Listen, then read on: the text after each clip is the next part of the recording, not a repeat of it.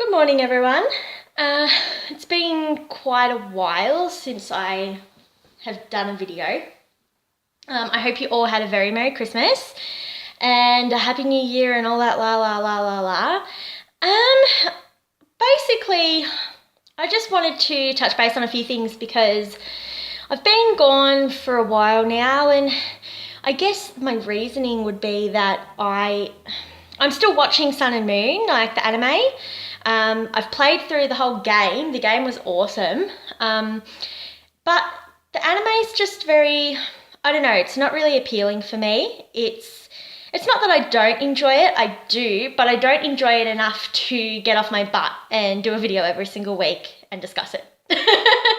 Whereas I had that passion for X, Y, and Z. And I guess why I don't have that is, one, I don't really have any connection to anyone in this series so far. We're hitting episode 9 is coming out later today. Well, it'll be coming out in the evening for me, but it's just that I don't have any connection. And when I look back on XY and Sun and Moon and I compare the two and where we were at this point, because I went back and I've started rewatching XY again for like the 5 billionth time. By episode 8, Ash has already got a gym badge. He has got a clear group. Serena's already, she's had her arc and he's had his arc, and they've met in the middle, and now they're traveling together, and he's learnt about their back history, and they've got a very, very clear direction of the group, the dynamic of the group. Clement's already got his future now thanks to science. Bonnie's got her, oh, please marry my brother. They've got very clear set parameters of where they're going, who they are, and what they're doing. And I think that really works in Pokemon. Whereas this time, it's very slice of life. So there's not really any, if you were to say, what is everyone doing now? What's the purpose of the show? You wouldn't know. You'd be like, well, is it to go to school? Is it to get the different sea crystals? What's really going on? Because all we've really had is just snippets of the everyday life. So it's not as dynamic, I guess, and slice of life doesn't really work for me as someone who's nearly 25 years old who doesn't want to talk about school or cooking or drama stuff. It's just not particularly appealing. But at the same time, there's a few funny jokes, and I really like Rowlet. Rowlet's adorable. I really liked the Litten episode. I thought that was really nice. But again, I don't really know. It feels like a filler to me. It's just kind of sitting and pandering. There's no real purpose for each episode. I don't know. Anyway, you can think what you want, but that's kind of why I haven't been coming on and doing a review every week, because I figure I can probably just do one once a month and we'll see how we go. But it looks like we might be moving along, and he might be battling the totem Pokemon and getting another Z crystal. Does that mean he's not going to be at school anymore? How's it all going to work? I feel like I don't know, I don't think it's set its foundations very well.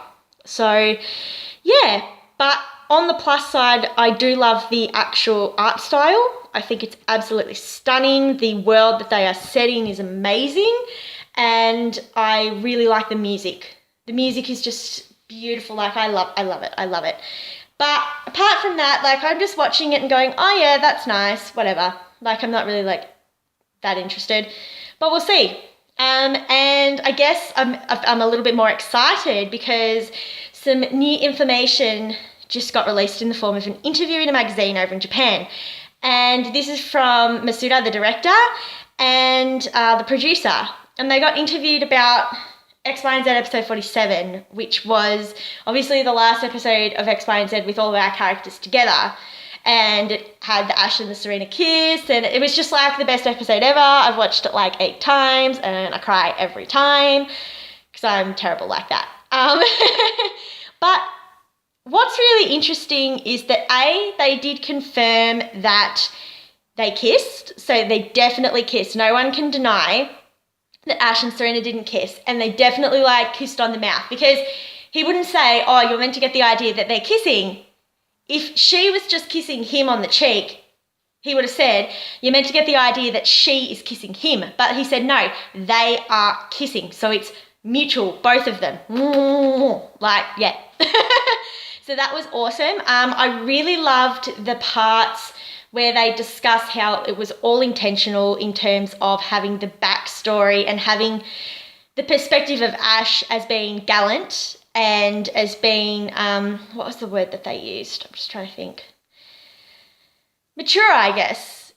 And being like admirable for Serena and looking at it through her eyes. I mean, we've always seen Ash as a kid. I mean, look at Iris. Oh, you're such a kid, Ash. Ew. Misty just, yeah, me, yelling at Ash all the time. Whereas Ash was the leader in the group. Ash was the mature one and someone that people could look up to. And that hasn't really particularly happened before. And it was cool that they confirmed that and that they pretty much were like, yeah, we set Serena and Ash kind of up from the get-go. She's meant to have the crush on him. It's meant to be obvious. And also that you're meant to hope that they're going to be together down the track. And I was like, yeah! I was like, that's so awesome. That there's a real possibility that she could come back. I mean, I don't know how she'll fit into this new anime that they've got going. This new slice of life doesn't really mean anything anime. But I mean, if she came back, I'd probably be like reviewing every week and watching it. I just love her. I mean, I could just watch her in Hoenn, to be honest. I could just watch her performing and being awesome and meeting new people. That would be super cool. But I mean, the interview was just fantastic. Go look it up. There's a Twitter account. I think it's twitter.com/Ash and Serena. And he's putting up heaps of stuff, and he has, I can't remember the guy's name because I'm terrible with names and remembering shit, but he has someone who's translating for him. So whoever that person is, thank you very, very much, because I've been waiting for this for like a whole week. As soon as it came out, I was like, it's in Japanese. I can't understand it. Can someone translate it? So now that it's been translated, that's really, really cool. And I really like that they were like, Ash is meant to be in surprised awe when she kisses him. That's just such a good way to put it. I mean, awe. When you're in awe with someone, there's a huge level of like respect and wonder. So surprise. So yeah, because people were like, oh, he didn't blush, he didn't do anything. And they just summed up exactly how I felt that situation was meant to occur. To me, that's like exactly him. He was in shock. It was good shock. It wasn't like, oh, yuck, she kissed me. It was like, oh my God, this just happened. And the whole concept of using the escalator to pull her away and to force that leaving and for it to be really sad was just, praise the director, praise them. That was just perfect, because I did think it was just the most amazing scene. And there's no, like, people were like, why didn't he come back and why didn't he go get her? And it's like, she's on an escalator. They're being pulled apart and they're going on different journeys, and they respect that, but they have that intimate moment right at the end, and it's amazing. I also really was interested in how they said that they had to censor it. Come on, Pokemon. Come on. Lots of cartoons have kissing. You had freaking Ash crucified on the top of the prison tower. You have Lysandre pretty much commit suicide by falling off. And there was a lot of intense shit going on. It was pretty scary stuff. It was intense. I'm pretty sure you could have put it. But at least you've told us that, and we know that they would have wanted that if they could have had it. That makes me happy. Anyways, what are your guys' thoughts? Are you thinking when do you think Serena's going to come back? Are you happy with this? Do you feel like you've had a bit of closure with them discussing it? Would you like more of these type of interviews to come out in the future? Because I certainly would. I love behind the scenes stuff. Having the storyboards there was just the icing on the cake. It was just amazing. Oh my God, I could go on it forever. But just let me know what your thoughts are, and I will probably, once different bits and pieces of news come out, I guess I'll pop on here every now and again. I also do a bit of songwriting and music stuff, so don't be surprised if there's random singing on here. All right, have a great day, guys. See you later.